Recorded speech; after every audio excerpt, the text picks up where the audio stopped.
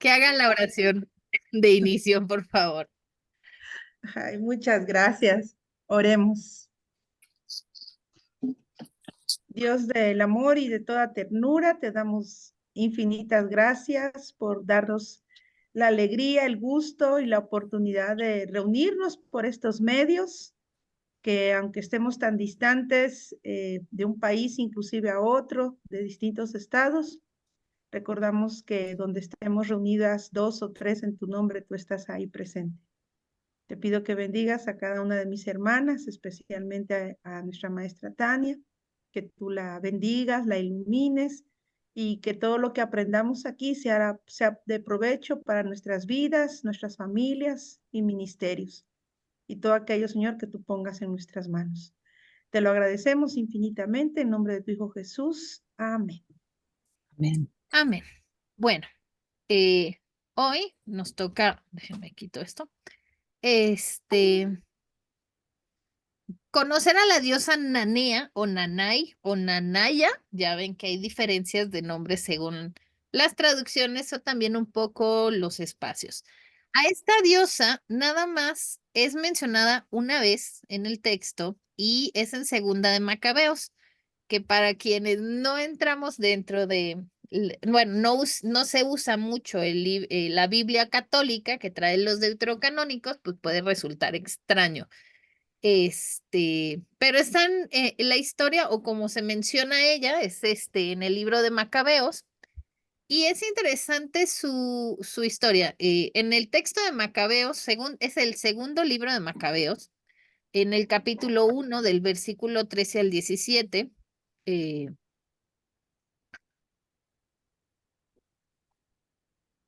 ay, no sé qué le pasó. Pero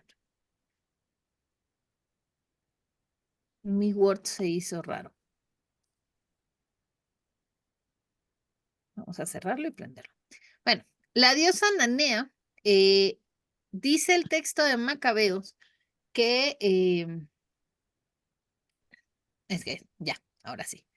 Dice el texto de Macabeos del capítulo 1, versículo del 13 al 17. Habla un poco, los libros de Macabeos son escritos como en este sentido del mensaje muy nacionalista. Es justamente en Macabeos donde entra un poco esta regla que ponen, donde dice que todo judío que esté casado con una extranjera debe de dejarlo. Sí, eso me acuerdo. No, y bueno, en el texto de Macabeos, en los versículos del 13 al 17, yo aquí tengo la traducción latinoamericana, y es del 12 al 17, eso sí me acuerdo que es. Y dice el texto: Él mismo derribó a los que combatían contra la ciudad santa. Su jefe partió para Persia con un ejército al parecer invencible. Pero los sacerdotes de la diosa Nanea le tendieron una trampa y lo mataron en su templo. Antíoco y con él sus amigos llegaron a ese lugar con el pretexto de desposarse con la diosa, pero querían apoderarse a título de dote de sus grandes riquezas. Los sacerdotes de Nanea las expusieron y él se presentó con unas pocas personas en el recinto sagrado. Pero en cuanto entró Antíoco, cerraron el templo, abrieron la puerta secreta en el techo y a pedradas aplastaron al jefe. Descuartizaron los cadáveres y cortándole la cabeza, las arrojaron a los que estaban afuera. En todo esto, Pues es que ahí la pusieron anoche ustedes. en todo esto, déjenme.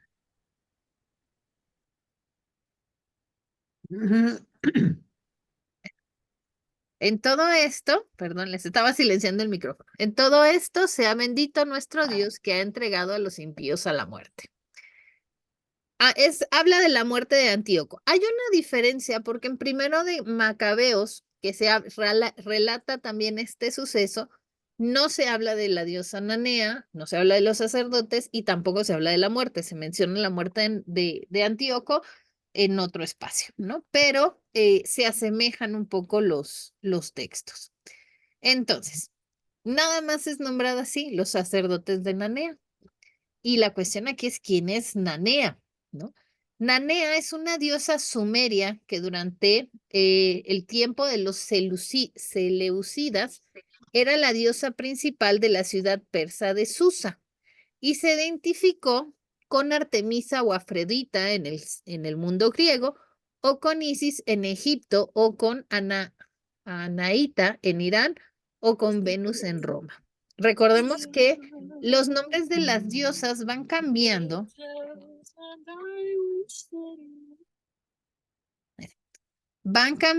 según el pueblo que se apodere de ellas, podemos decir, o sea, que se las apropia y va cambiando. Y aquí algo que me interesaba mostrarles es esta figura, es una figura que está en relieve. Aquí tengo la imagen. Esa no, porque esa es una película que estaba viendo. Así. Ahí está. A ver, busco. Ahí está. Esta es un relieve, ¿no? Que es el rey Kudurú dice, Kudurú del rey es de Melik Shipak, está presentando a su hija, la diosa Nanaya, que es Ananea también.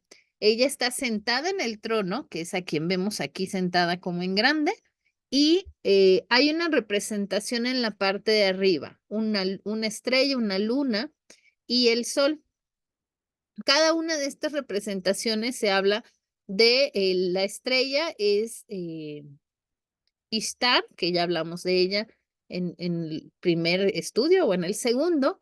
La luna es la luna creciente del dios Sin y el sol representa a Shamash. Shamash, nombre extraño, pero bueno, es como la presentación de la hija de la diosa, ¿no? De este sentido. Esta imagen realmente les voy a decir, no hay muchas imágenes de Nanea, las estuve ahí buscando hasta en museos egipcios. Hay una diosa Nanea en Asia, pero bueno, no encontré relación con esta diosa y parece que la de Asia es como más conocida. En el caso de esta diosa, se le llega a representar de la misma forma, por eso les digo, no va a cambiar mucho como la forma en que la representan. Nanea es una diosa femenina del amor y la guerra, que es como Ashera, que es como Astarte y es como Anat, ¿no? Nanea, dice, está afiliada con el sol y la luna. Hay una referencia del templo de Nanea, lo vemos en Macabeos, pero también en textos sumerios, vamos a encontrar por ahí algunas referencias a ella. Dice que su templo posiblemente estaba ubicada en Elam, que es bíblicamente se conoce como el territorio o la región del Elam, pero en Egipto, bueno, en el mundo no bíblico es el territorio de Elimaíz, ¿no? Es una región que dice está entre Babilonia y Persia, en la cual Susa es la capital, dice. Como el lugar dice donde Antíoco IV murió durante la campaña oriental, por ahí entre el año 65 y 64 antes de Cristo. Solo aparece el texto en Segunda de Macabeos, que es una carta dirigida a los judíos de Alejandrina, ¿no? Es la única referencia que vamos a encontrar de Nanea. Les digo, en Primera Macabeos no matan a Antíoco en esta expedición, ¿no? Dice, en la primera parte de la segunda carta, o sea, en Segunda de Macabeos, se envían saludos a los judíos de Jerusalén, Judá y Judás, ¿no? Macabeos, que es el líder de la revuelta contra los seleucitas, a Aristóbulo, que es un filósofo judío que dedicó un libro sobre la Torá a Ptolomeo VI, ¿no? Más o menos como para saber dónde va Macabeos, ¿no? Y los judíos de Egipto, ¿no? Los judíos de Jerusalén dicen a los de Egipto que su Dios ha tenido en su mano la muerte de Antíoco IV.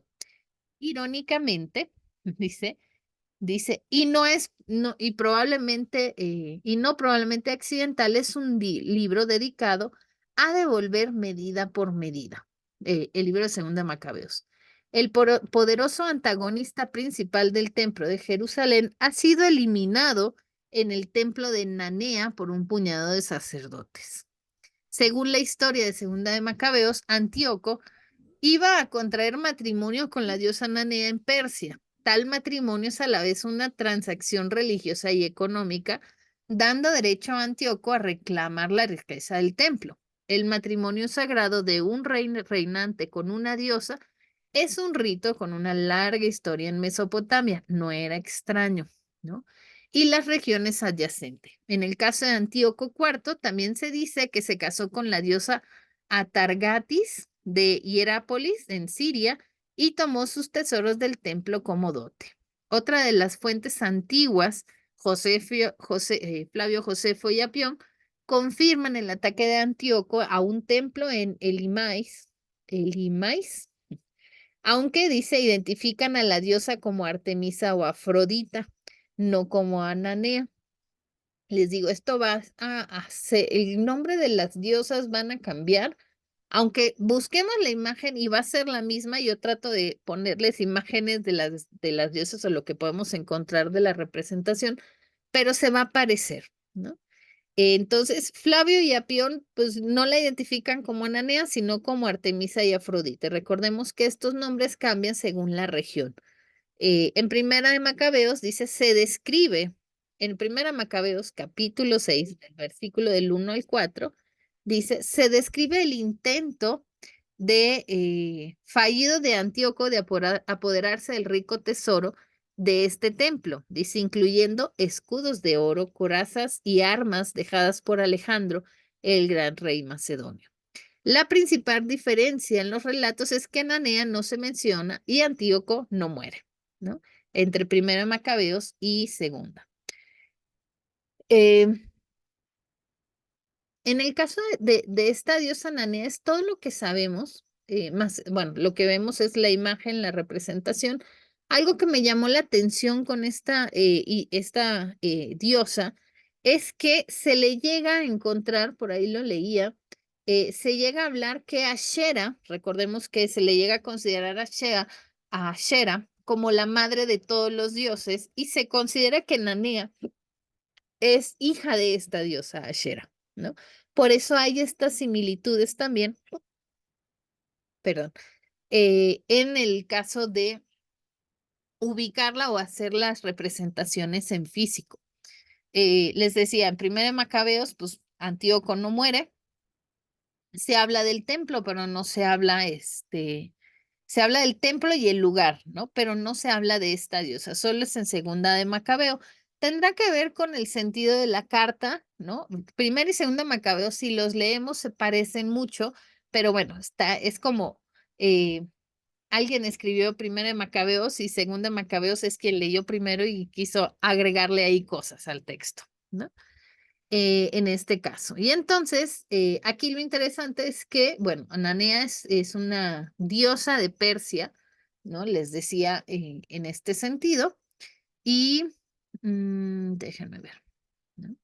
Al final se dice, en el relato de Segunda de Macabeos, dice, ofrece un relato espantoso de la muerte de Antíoco IV, para las que ya vimos a las mujeres en la Biblia, ya como que nos hemos de pronto acostumbrado como a estos historias tan crueles, pero sí, he de decirles que el libro de Macabeos, si la imagen de cómo los sacerdotes acaban con Antíoco nos parece fuerte, ver tercera y cuarta de Macabeos es mucho más fuerte, como que van subiendo de tono, ¿no? Aunque se llegan a aparecer los relatos, tercera y cuarta de Macabeos tienen relatos mucho más gráficos que lo que encontramos en primera y segunda de Macabeos. Los sacerdotes de Nanea, dice, muestran engañosamente los tesoros del templo que traen al rey y algunos de sus nombres del templo, ¿no? Que dice, luego sellan y cierran. Desde esta puerta oculta de los techos, los sacerdotes apedrean a Antíoco. Aquí es interesante el sentido del apedrear, recordemos un poco al Nuevo Testamento, que el morir apedreado no era como un castigo común, no era un juicio como tal, sí, era como para ciertas ocasiones. Entonces, estos sacerdotes apedrean a Antíoco y a sus hombres, ¿no? Y bueno, los dejan ahí a que todo lo vean.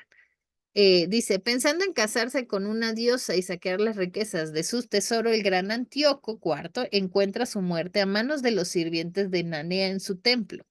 Al final, la diosa del amor y la guerra demuestra ser más fuerte que el poderoso gobernante Seleucida, aunque la historia de Macabeos no se contaría para hacer este punto, dice, sino más bien que el Dios de Israel juzgó a los que habían obrado impíamente.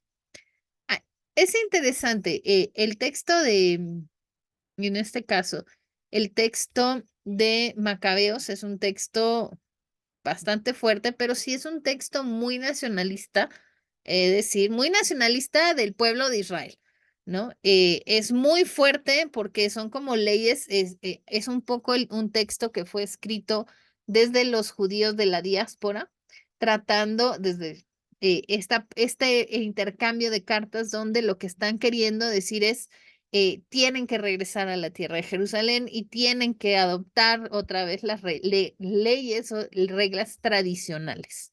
Eso es lo que vamos a encontrar en el libro de Macabeos, para quienes no lo conozcan. Es un libro muy de guerra, muy crítico a la situación política en que se estaba viviendo, ¿no? Y lo interesante es que, bueno, la única vez que vamos a conocer a Nanea es justamente en este libro, ¿no? En el resto del texto bíblico no lo vamos a encontrar. Se dice que más o menos el templo de Nanea estaba cerca también del templo de Ashera, o sea que no estaban tan lejos. Y recordemos que también en este tiempo, que es un poco cuando gobernaba Alejandro el Grande, si no me equivoco, había como este sentido de ecumenismo. Es un periodo de gobierno de helenista, ¿no? Y se habla un poco de ecumenismo o de más de libertad, una libertad religiosa para que todos los pueblos pudieran adorar a sus dioses. Entonces no era raro que hubieran muchos templos de varios dioses cercanos, ¿no? Porque la idea era que si tú vivías en la ciudad, ¿no? Pudieras acceder al dios al que tú adorabas, ¿no?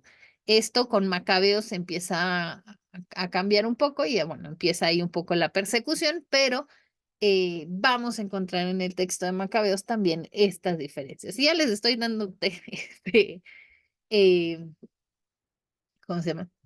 Una clase de historia del libro de Macabeos. Pero es que es interesante los 4 libros. Les diré que el tercero y cuarto libro es un libro apócrifo. No están en la Biblia católica, se puede encontrar, pero les digo, es mucho más gráfico que primera y segunda de Macabeos. ¿Cómo ven a esta diosa? ¿Qué les parece? Yo estuve tratando de encontrar más material de ella o más menciones de ella. eh, no las encontré. Encontré en la Biblia que tengo, la ¿qué es? Interconfesional, que hay una referencia en el texto de Macabeos, hay como una referencia más adelante de Segunda de Macabeos, pero no se habla de la diosa Nanea, nada más hay como esta eh, cuestión ¿cómo se llama? De que te dicen en estos pasajes encuentras referencia, pero creo que la referencia que hacen es más hacia la historia de Antíoco que hacia la diosa Nanea, ¿no? Aquí lo interesante es justamente como termina un poco el material que les va a llegar, que dice que pues no es Dios quien intercede, ¿no? Contra Antíoco, sino una diosa, sino los sacerdotes de esta diosa Nanea. También llama la atención que en un templo de una diosa sean sacerdotes masculinos y no sacerdotisas, que es algo muy común en tiempos bíblicos, ¿no? Si era una diosa, habían mujeres y si era un dios, habían hombres sacerdotes. Aquí, pues nos menciona que son hombres los que están en el templo de Nanea, ¿no? Y ya, me voy a callar, díganme qué les parece, qué piensan de esta diosa mencionada solo una vez.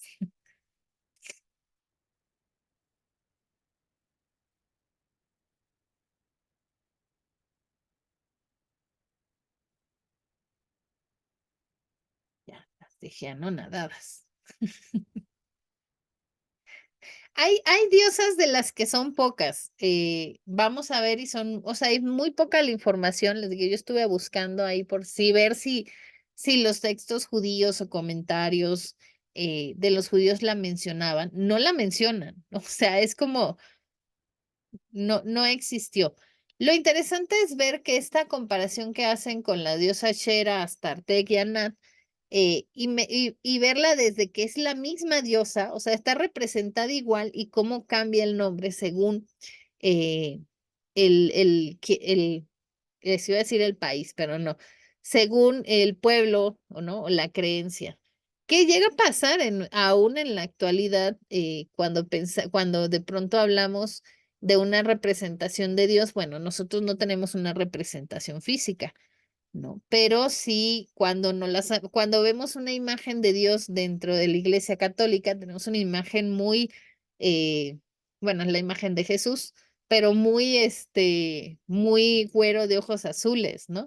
Si vemos una representación, sería más fácil de las vírgenes católicas, ¿no? Depende de cada país, tiene su representación de la Virgen. Y yo les digo, y es la misma. No sé si hay alguien católico aquí en el grupo. Una de mis alumnas en el instituto donde doy clase me decía que se les llamaba de una forma los santos y las vírgenes, ¿no? Y bueno, pero cambia la representación, la forma de vestir y el nombre. Todas son Marías, ¿no? Pero tiene una representación distinta, ¿no? Aunque tienen como el mismo fin.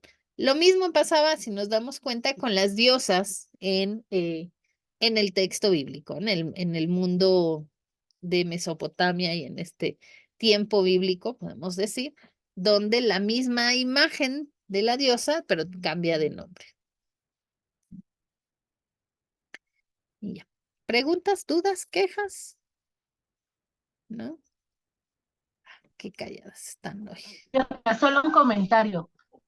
Ahorita que pusiste en alguna ocasión, bueno, me recordó que en alguna ocasión tomé un curso sobre Apocalipsis y los símbolos ahorita nuevamente, ¿no?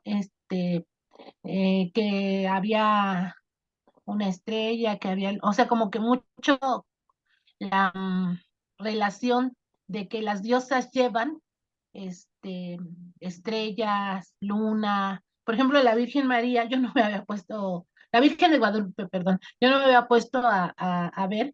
Bueno, y también la Virgen María de repente le ponen la luna, una luna o sobre el mundo o sobre el sol, estrellas. Pues esa imagen también, esta diosa llevaba una luna, ¿no? Como una media luna, o a lo mejor vimos. Entonces, no sé el significado que tenga, ¿no? No lo he estudiado más a profundidad, yo solamente me fui así por lo visual, ¿no? Porque la Virgen de Guadalupe que se ven, pues, estrellitas, no he fijado yo, y está parada como en una media luna, era un maguey, pero no, yo siempre decía que era un maguey, pero que no, que es media luna o algo así, ¿no? Ajá, Entonces, sí, pero yo siempre dije, como Virgen México, que eran las puntas de un maguey, pero no. Este, entonces, no sé qué relación haya, porque pues inclusive aparece esta diosa en un libro apócrifo, ¿no?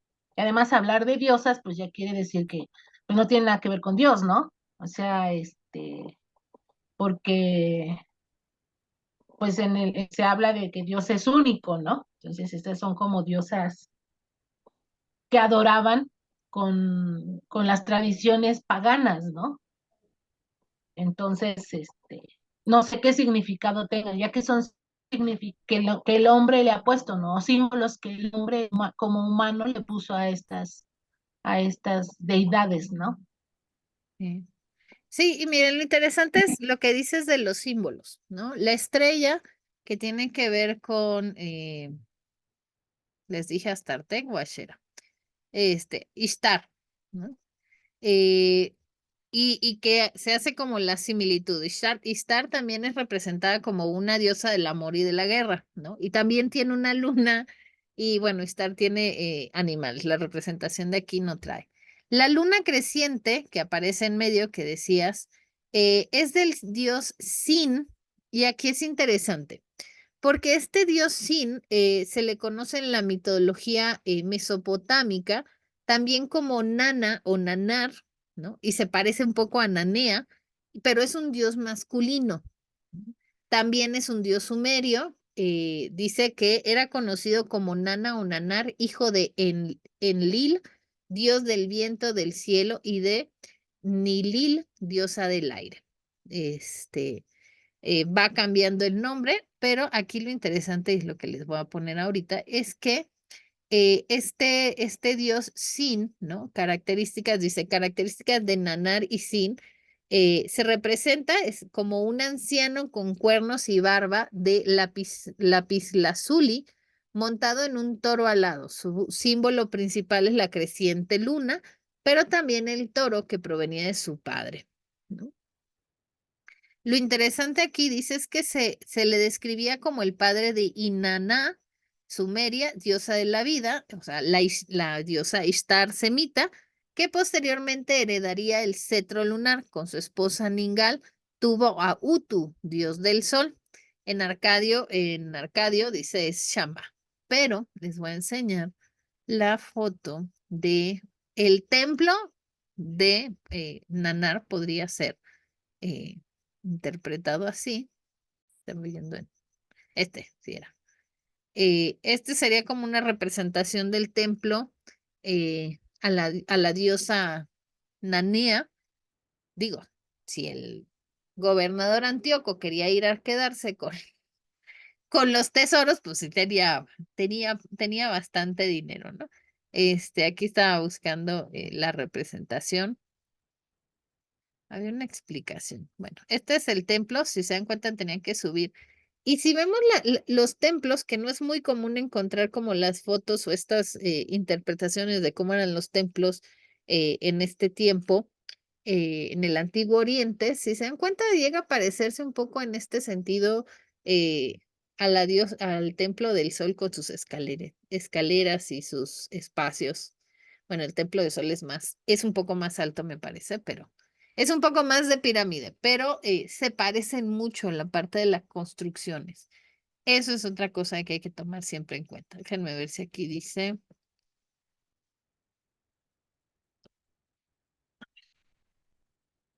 Vaya, no, este, no había ahí como mucha información de eso. Dice que esa es una reconstrucción de Singurat de Ur, el principal santuario dedicado a Naná, ¿no? Basado en el trabajo, está basado en un trabajo que hizo un arquitecto que se llama Leonard Worley en 1939 en una excavación de Ur en en un libro volumen 5. Así que era ay, espera, en este sentido. Pero bueno, tenemos ahí una imagen, por lo menos de Nanán tenemos hasta una imagen del templo. Se las voy a mandar esta parte y un poco les voy a agregar esta información de Nanar Sin, y de Shama. Yo creo que vamos a ver más adelante en el estudio. Sí, Elisa. Sí, ahorita que mencionabas la ciudad y el templo y todo, por la ubicación geográfica, voy a decirlo, porque por la distancia en que se me el texto bíblico, ¿habría alguna conexión, posibilidad de que fuera también parte de la cultura? Pues se supone que Abraham sale, ¿no? De las tierras de Ur. Entonces, él va en ese proceso conociendo a un Dios más varón que mujer, Estoy como tratando de hilar eso si es posible. Ujú. Y también la cuestión monoteísta, ¿no? O sea, el Dios único.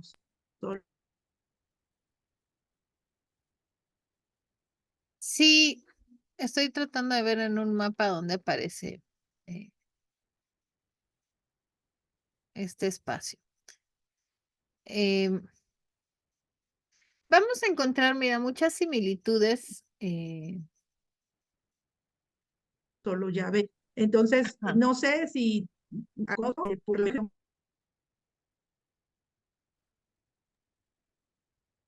se te no, fue el no audio. sé si me escuché, porque como mi internet está malito y abrí la cámara, pero no sé si me escuché Te escuchaste como muy, bueno. de pronto te cortaste.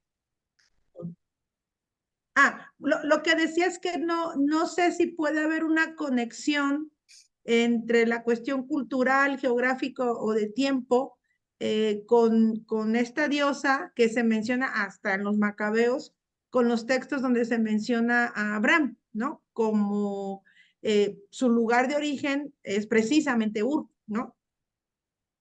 Posiblemente sí. Me acuerdo que cuando vimos, no sé si fue el primero o el segundo que hablábamos de estas diosas en el texto de, fue en Génesis, ustedes me recordarán, los que han estado conmigo hace 2 años, de no me acuerdo si es Raquel o Rebeca, cuando se va y que esconde las figuras de los dioses en sus faldas, y no se baja del caballo, pero nunca me acuerdo el nombre, nada más me acuerdo de la historia, ¿no? Habíamos visto que con Ishtar o Astarte, no me acuerdo cuál fue la primera, eh, es como que esta imagen, acá les digo, o sea, sí puede ser, o sea, sí hay esta similitud o esta referencia con las diosas. Por eso, ahorita justamente nos estamos viendo a las diosas porque todas tienen relación. En sí, ahorita que yo sacaba el material de Nanea, en la referencia del texto que tengo, dice que hay que, déjenme, les digo. Dice el texto, y revisa a la diosa, a la siguiente diosa, déjenme, les digo cuál es, que no me acuerdo si es la que sigue o va a ser más adelante, pero Mother, Nanea, Lilith, Nanea, termina el texto y dice que hay que revisar a la diosa o a Targatis, ¿no?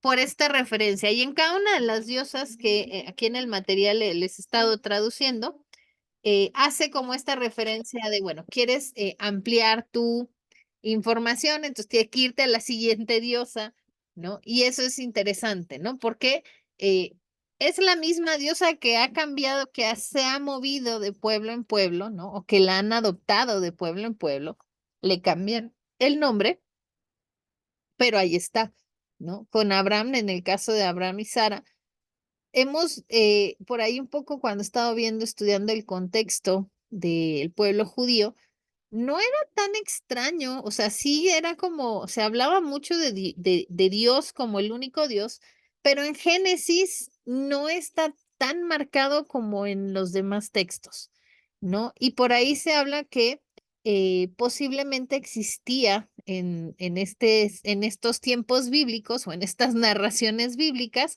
claro, quien los escribió no nos va a mencionar, no nos menciona tanto, sí se habla de la idolatría hacia los otros dioses y se habla del no hacerlo, pero es como, no hay que hacerlo, pero muy por debajo sí había como cierta creencia hacia eso, ¿no? Un poco la dualidad religiosa que también vivimos en la actualidad, ¿no? A mí me ha tocado en espacios donde dicen, soy católica, ¿no? Pero también voy a la iglesia protestante. Entonces es como, creo en este Dios, pero también creo en esto, ¿no? Que no hay ningún problema, pero se vive esta dualidad. En Asia se marca mucho más con los presbiterianos, que son Así que los coreanos son muy presbiterianos, pero con fechas importantes, ¿no? Sí van y hacen los rituales para los muertos y los rituales de recordar a los fallecidos. Entonces se vive una dualidad religiosa. Eso se vivía en tiempos bíblicos, ¿no? No podemos decir, ah, no, no pasaba. Por eso hay esta mención y por eso también se menciona tanto en el texto la cuestión de no adorar a otros dioses, ¿no? Porque era algo que o sea, que era como los mismos sacerdotes decían, es que ¿cómo paramos esto, no? Pues hay que poner esta regla. Y por eso, cuando vemos como la historia desde lejos del Antiguo Testamento, hay esta constante de que el pueblo se olvidaba de Dios, dice la historia, y entonces les iba mal, ¿no? Y cuando el pueblo se daba cuenta que era porque habían desobedecido, entonces Dios volteaba y los ayudaba y entonces el pueblo se alegraba, pero tiempo después se volvían a olvidar de Dios. A mí me gusta ver eso porque es como nos pasa una hora, ¿no? Como persona, no, como pueblo, no sé, como iglesia, pero como personas, cuando estamos muy bien, decimos, ah, se nos olvidó Dios, ¿no? Y cuando estamos mal, ay, perdón, Señor. Cuando el texto que está queriendo decir, un poco el mensaje en el Antiguo Testamento es, hay que ser constantes, ¿no? En esta cuestión de Dios. Alma, habías levantado la mano,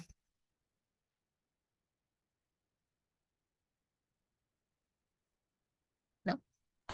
Me agarraron las apuraciones, no encontraba mi micrófono. Sí, yo trataba de entenderte, te confieso que desde un principio dije, bueno, ¿por qué vamos a ver las deidades femeninas? Sí, lo primero así, perdón, que llegó a mi mente, ¿para qué si como cristianos estamos en contra de la idolatría? Pero ahorita que estamos mencionando, este, o sea, tenemos que ser realistas de que así fue, así cuando dice que va a elige para un pueblo diferente, pues el cambio no fue de la noche a la mañana, ¿no? Y en la misma Biblia aparece que había idolatría, y aún era muy Abraham, muy Moisés y todo, pero había idolatría, ¿no? Entonces, a mí me parece que es como, bueno, y ahorita que mencionaste esto de que en la actualidad también hay idolatría de repente, podemos ser muy cristianos o muy católicos o según la creencia o profesión que practiquemos, pero de repente a mí me vino ahorita a la memoria todo este sincretismo que existe, ¿no? De, bueno, creo en Dios, pero voy y me hago una limpia. Tengo mucha confianza en Dios, pero pues voy y consulto a lo mejor a una divina, una hechicera, ¿no? Entonces, lo que se hace esta dualidad, ¿no? ¿Y a qué es a lo que nos está llamando Dios? Entonces, ha sido una lucha o para la humanidad, ¿no? El batallar con esto, ¿no? Hace poco había un programa esto de Sacro y Profano, ¿no? Que a veces hacen análisis de religiones y todo esto, y platicaban acerca de la Virgen María y Santa, y que es no, bien todo esto, ¿no? Cómo una cree a la Virgen de Guadalupe o la Virgen María, le agregan o le ponen cosas de al humano y sale la Santa, ¿no? Entonces, es una lucha que a lo mejor si pensamos, a lo lejos, ¿no? En el inicio de la historia de lo monoteísta, fue una lucha, pero una lucha que no ha terminado, una lucha que continúa. eh, sí, sí, más o menos va para, pero que sí, de una manera, ahorita ya entendí que pues es necesario conocer, ¿no? Es necesario conocer esta parte de la historia para poder entender también estas luchas humanas, ¿no? Que sí, de, de, este, de otras deidades, ¿no? Cuando Dios nos está llamando a que sea un Dios único.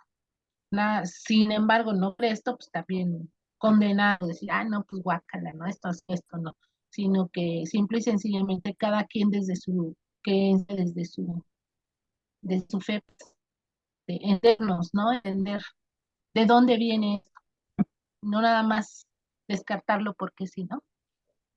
Sí, y sobre Eso. todo, yo sé que hablar de deidades y modelos femeninos no es fácil, pero yo dije, ya llevamos muchos años así, ya llevamos muchos años hablando de las mujeres. No significa que lo vamos a olvidar, pero es interesante ver porque estas figuras femeninas, estas deidades o estos modelos femeninos también rigen mucho a veces de cómo aún en la actualidad vemos o la sociedad marca a la mujer, ¿no? En este sentido. Sí, Tali.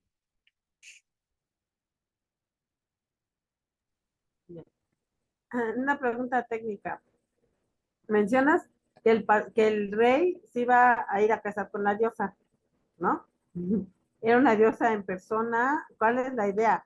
O sea, era, ¿qué quería hacer este personaje, este rey? ¿A qué se referían con eso? Si se acuerdan que les decía la clase pasada, el estudio pasado, de que las sacerdotisas o las mujeres que estaban en el templo y que les platicaba de la historia de estas hijas de familias que tenían, tenían un buen, un buen poder adquisitivo, la familia, en vez de casarla para no tener que dar dote y no tener que dar herencia, llegaban y las iban a dejar a los templos de las diosas. Hablaba yo de como ejemplo, si no me acuerdo, si no me equivoco, que era con Ishtar, este, o Astarte. O sea, todas las diosas tenían su templo. Y entonces iban y dejaban. Entonces, el casarse con estos templos tenían una riqueza. Es una cuestión política, es como David con sus 400 esposas o como Salomón. Según las reglas judías, no debes de tener más de 3 esposas o 4 esposas, me parece. Pero como eran reyes y era como los acuerdos políticos, no habían tanto contrato, sino era como te casas con mi hija y ya. Entonces, lo que dice un poco es que cuando los reyes se casaban con estas diosas que eran, o sea, no era una diosa física, no era una persona, pero se hacía toda la ceremonia, ¿no? En el sentido de, eh, ahora tú vas a hacer. Yo creo que ahorita le voy a dar la palabra a Nubia, que tal vez sabe más de eso.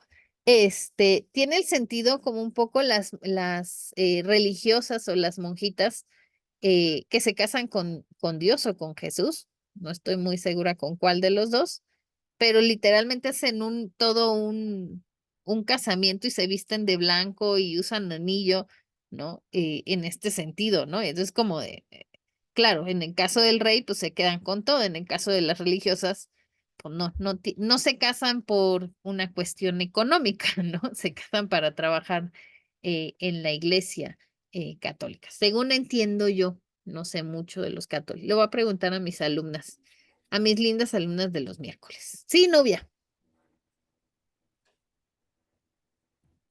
Permítame, maestra, que tú sabes. están haciendo acá una pregunta.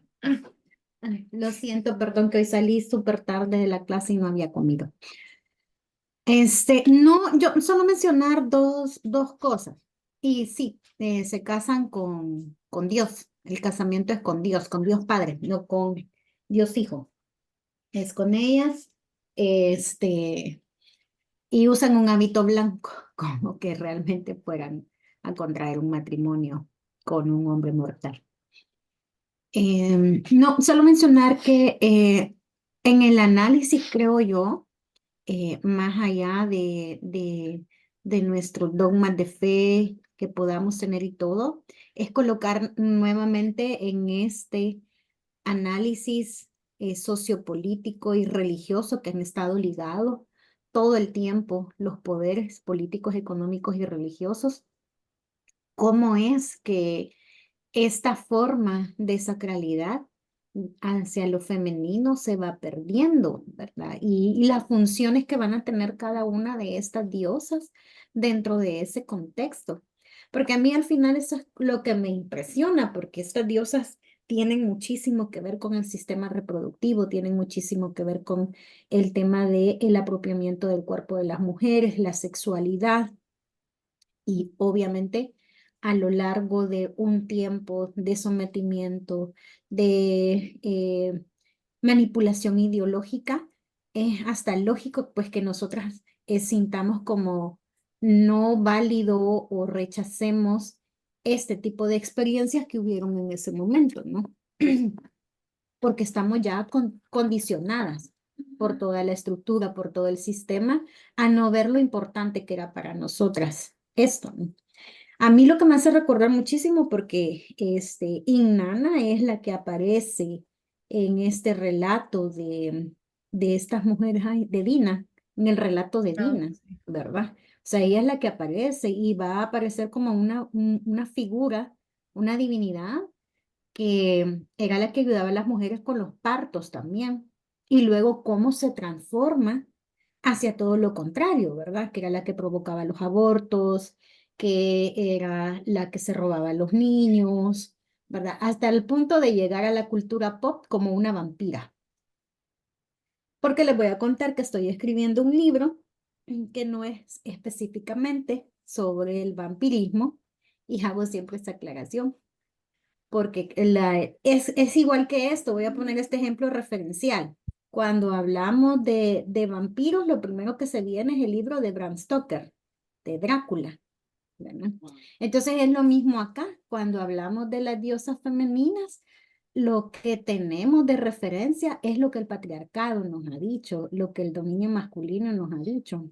Entonces yo me estaba acordando mucho escuchándolas de esta historia de Dina y cómo en mi búsqueda, porque yo lo que quería era validar en esta tradición judía que ha llegado hasta nuestros días de los círculos de mujeres, de los encuentros entre mujeres para menstruar juntas, para parir juntas, para cuidarnos juntas, sí tenía un fundamento teológico, ¿verdad? Y yo lo encontré y encontré además que la historia de Dina no es una historia de una mujer libertina, ¿verdad? Que le pasa lo que le pasa por no hacerle caso al sistema masculino, sino que la historia ha sido muy trastocada, muy manipulada y que vamos a encontrar elementos que desde una teología feminista vamos a poner en sospecha, ¿verdad? Y es el tema de elegir libremente el amor, la persona con quien tú quieres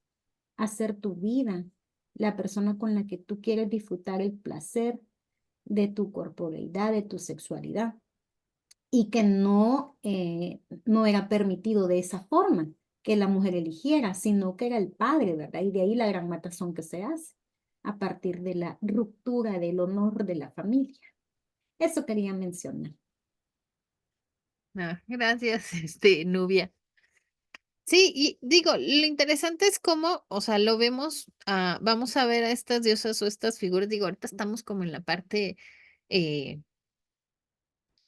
mm, que como dice Alma, ¿por qué vemos a las diosas? Porque vamos a ver también la parte de, ¿cómo se llama?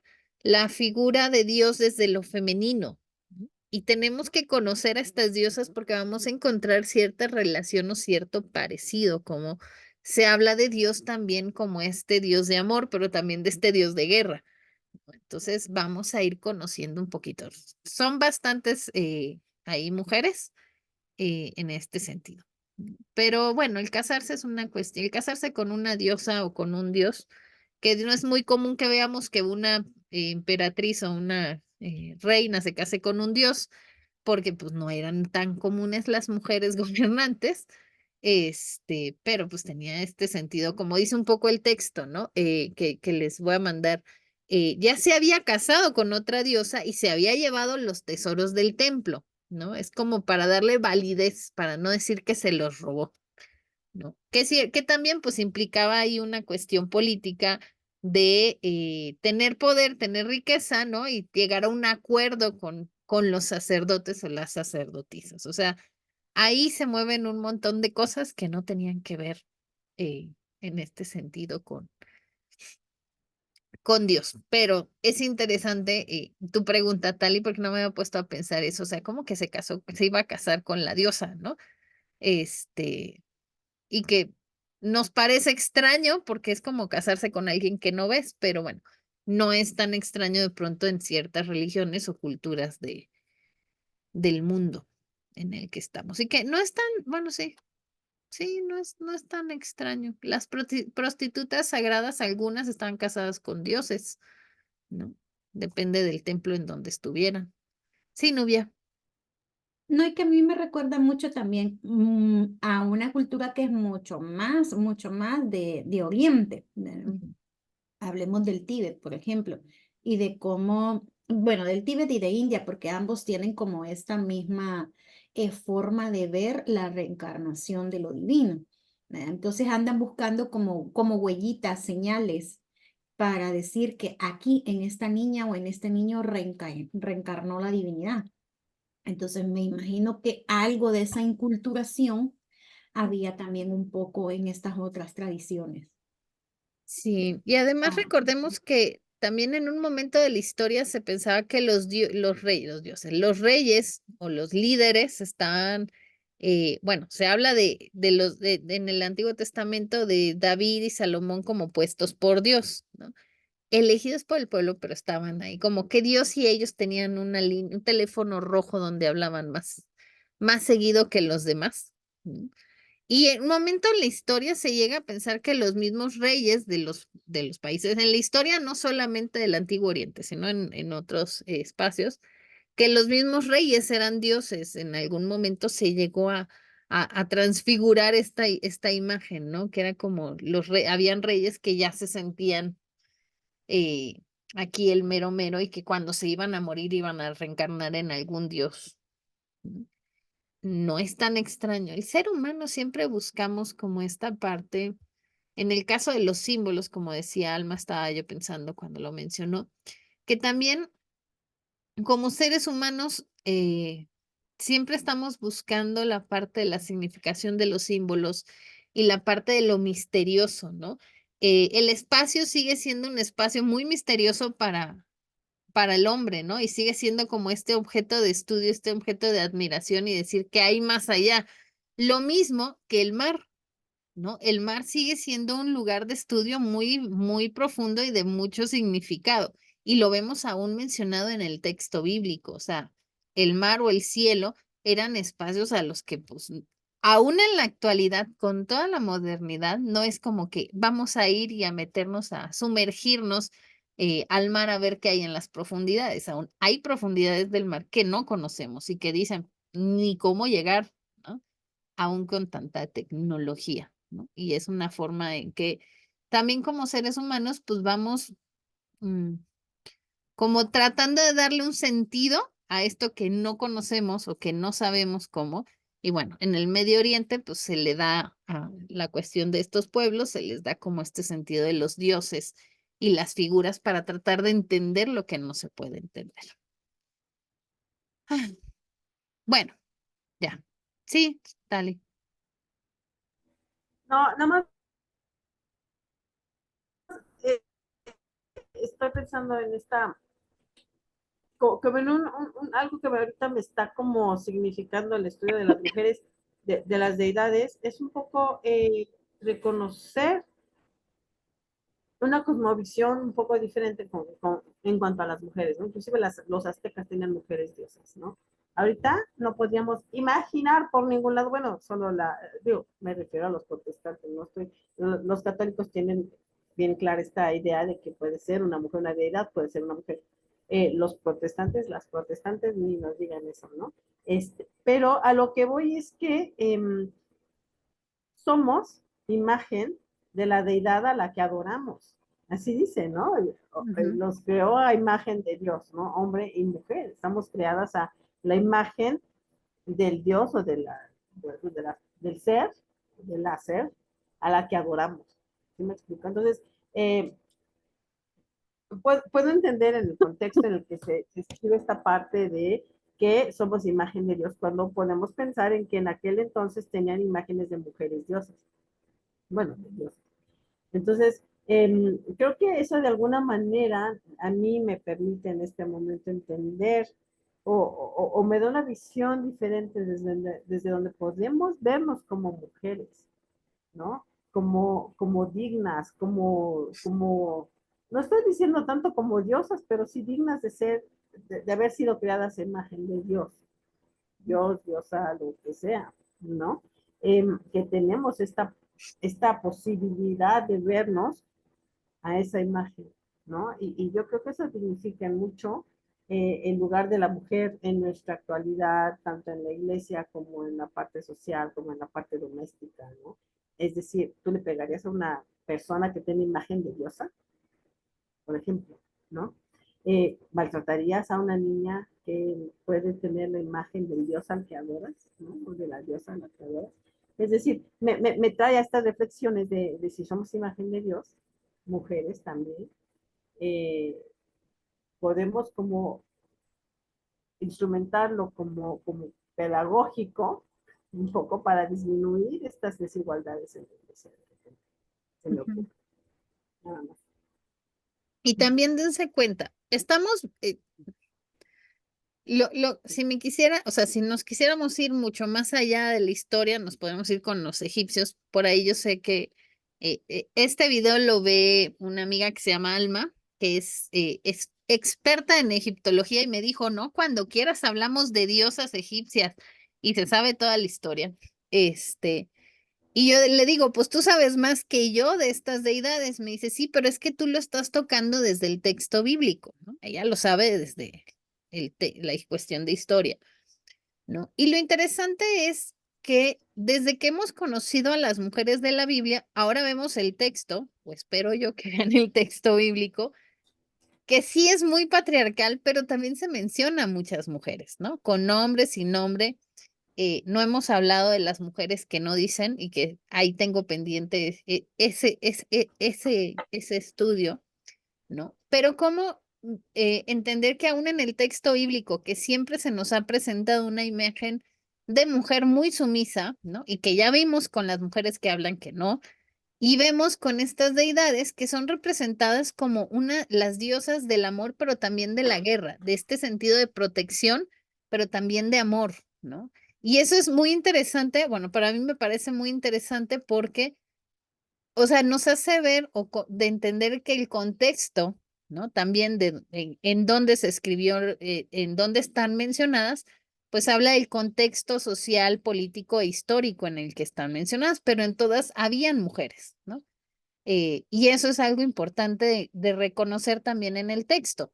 No serán mujeres judías, son diosas, pero se habla desde lo femenino, ¿no? También dentro del contexto de los libros. Y sí, y como decíamos en el estudio de las mujeres que hablan en la Biblia, y si está mencionada, aunque sea solo una vez, había mucha historia detrás, ¿no? No solamente es en Segunda de Macabeos, eso nos tiene que hacer entonces también darnos cuenta de que no era nada más este templo, o sea, era una diosa que era adorada y que pues en el escritor le fue importante mencionar, ¿no? A esta diosa en este texto. Ya después nos podemos ir a textos arqueológicos a ver si encontramos más en este sentido de ellas. Pero bueno, ya son las 9. Sí, ya las voy a dejar. La próxima semana vamos a conocer o vamos a hablar un poco de de la diosa, de la reina de los cielos, perdónenme. Y no tiene que ver con la de la droga ni nada que ver con México y los narcos. Es que me dio cuando estaba haciendo la traducción y la reina de los cielos y yo, no, pero no tiene que ver con los narcos. Es dice la publicidad, ¿no? Es una diosa adorada, primero en Judá, a finales del siglo VII antes de Cristo, y luego por los judíos que huyeron a Egipto. Entonces, está interesante, esta reina de los cielos está en el texto de Jeremías, por si le quieren buscar, en el capítulo 7 y en el capítulo 44. Y sí, en el 7 y en el 44 se habla de la reina de los cielos. Por ahí si quieren investigar en la semana, lo hacen. Pero bueno, el próximo lunes hablamos de esta reina y ya se dan cuenta que ya cambiamos, ya no son diosas, todavía nos faltan, pero bueno, ahí vamos a ir por ahí desmenuzando, conociendo a estas diosas que son mencionadas en el texto, ¿no? Está bien, ya las dejo ir. Sí. Nos vemos el próximo lunes. Se portan bien. Si se portan mal, recuerden que me tienen que invitar. Gracias, buenas No es válido. ¿Oyeron? No de Bendiciones. portarse mal sin mí. Se cuidan mucho, muchas Gracias a todas, bendiciones. bonita noche. Noches. Buenas Buenas noches a noches. todas.